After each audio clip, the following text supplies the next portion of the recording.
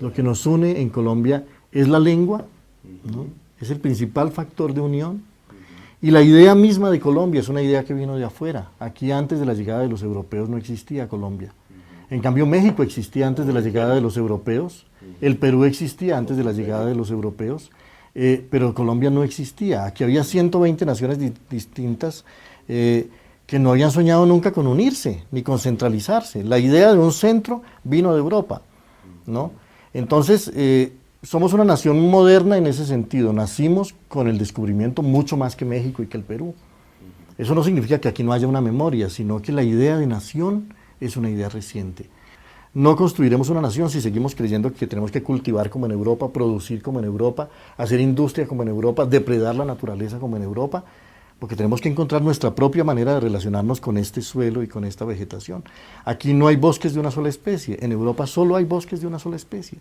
Uno viaja en un tren desde París hasta Burdeos, ¿no?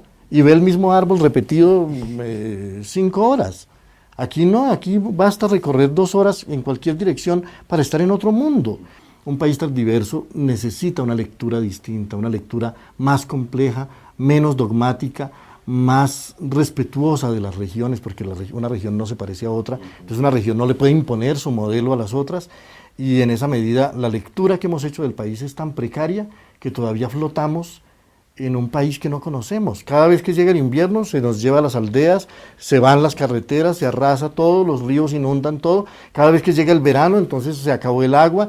Todavía no conocemos un país que los indígenas conocían mucho mejor hace 5 siglos. ¿Cómo ves a las presentes y futuras generaciones de colombianos? ¿Cómo estás leyendo a los jóvenes colombianos? Es difícil saber qué piensan hoy los jóvenes. Han crecido en un mundo tan difícil por las especificidades de Colombia y tan difícil por las características de la época. Una época tan frívola como la nuestra, una época que cree poder renunciar a tantas tradiciones, que cree que solo es importante el presente y el futuro, que ha cambiado costumbres por modas de una manera tan despiadada y tan insólita. Una época en la que los jóvenes no se sienten incluidos en un gran proyecto de mundo, sino que están viendo caer en pedazos el modelo de civilización en que nacimos. Y al mismo tiempo en Colombia, pues un país que le ofrece muy poco a sus jóvenes, ¿no?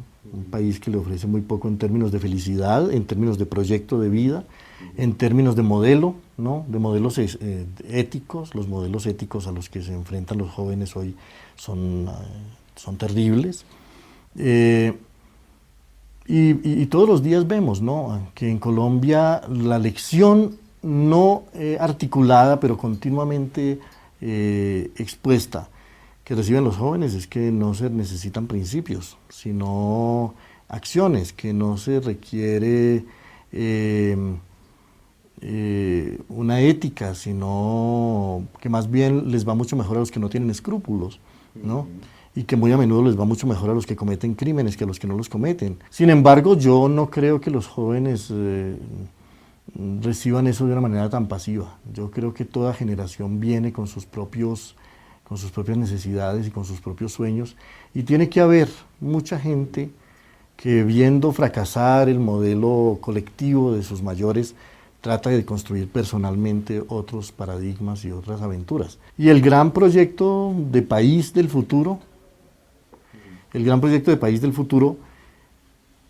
tendrá que ser un proyecto que involucre los horizontes de la época del mundo, ¿no?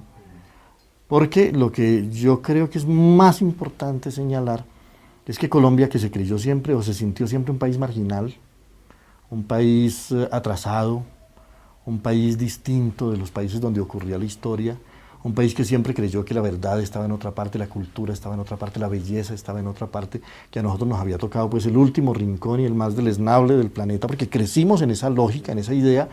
Colombia es una especie de extraña figura de la geometría con el centro afuera.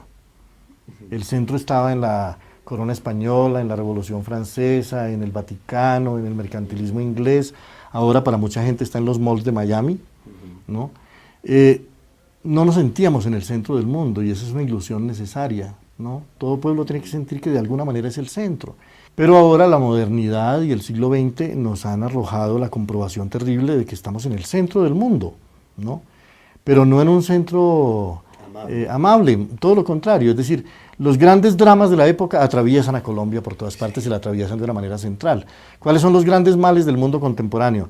La crisis espiritual que produce la drogadicción, el problema del tráfico de drogas, el problema del tráfico de armas, el problema de los emigrantes, el problema de la pregunta por el desarrollo, la pregunta por la pobreza, la pregunta por la naturaleza y por el futuro de la naturaleza. Todos los grandes temas de la época son temas centrales de la sociedad colombiana y por eso ya no estamos al margen de nada. Ya somos una sociedad moderna y ya somos una sociedad que afecta al mundo. No solamente lo ve como un espectáculo a la distancia. Y tal vez por eso ya las soluciones tienen que salir de aquí también. No podemos seguir importando soluciones como durante tanto tiempo se hizo.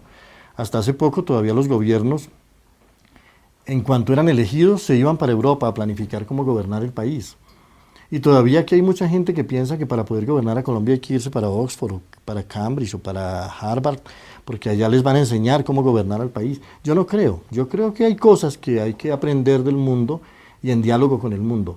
Pero alguien que no conozca Colombia, que no conozca los litorales, que no conozca los pueblos, las cordilleras, esta naturaleza, esta geografía, y que no sepa que hay que crear desde aquí el conocimiento para dialogar con el mundo, difícilmente podrá gobernar a Colombia con un proyecto de país verdadero. Algunos pudieran estar pensando que nos acercamos a un proyecto de país cuando el 70%, o por lo menos así lo indican las encuestas, favorece al gobierno de turno, a las políticas de este gobierno. Uno pudiera decir, bueno, nos acercamos a un proyecto de nación. ¿Tú compartes eso? Solo tendríamos derecho a decir que se está construyendo un proyecto de país si cada uno de nosotros pudiera dar razón de qué proyecto de país se está construyendo. No basta que alguien nos cree confianza, porque podemos confiar en él, pero no sabemos para dónde lleva el país. Y no sabemos qué tanto ha consultado lo que yo soy, lo que es mi comunidad, lo que es este pueblo, lo que es esta aldea, lo que es este bosque, lo que es... No. Es decir, un proyecto de país lo construye un país, no lo puede construir un individuo. Colombia necesita construir un proyecto de país. Para eso Colombia necesita democracia. Y el primer paso de la democracia es que todos sepamos para dónde vamos, ¿no? Yo creo que en estos momentos hay un proyecto de país en marcha.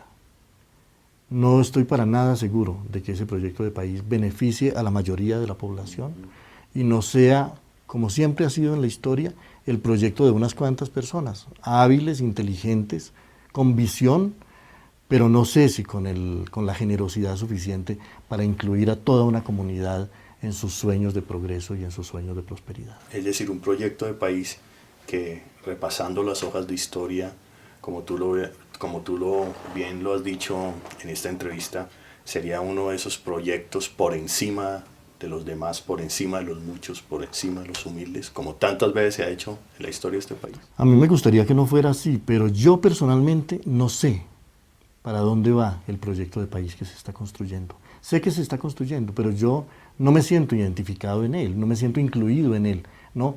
Nadie me ha especificado, esto es lo que estamos haciendo. He oído hablar de una guerra, sé que hay una guerra, sé que se quiere ganar esa guerra. He oído hablar de una reincorporación de unos guerreros a la legalidad, eso me parece que es algo que están intentando, pero es tan poco para lo que es construir un país, ¿no?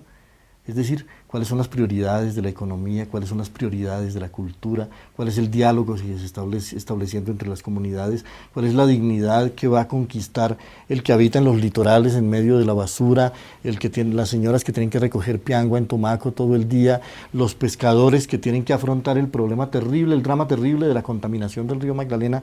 Yo creo que no basta con que nos convoquen a una guerra y no basta con que nos convoquen a aprobar unos decretos. Creo que alguien tendría que convocarnos a construir un país y a aportar nuestra imaginación, nuestro sueño, nuestra generosidad y sobre todo nuestra idea de que no es sacrificando gente y dando de baja gente como se construye una nación que se respete y que se ame, sino encontrando una vía de entendimiento y una solución verdadera para problemas que hasta ahora la guerra no resolvió en 2 siglos de existencia republicana.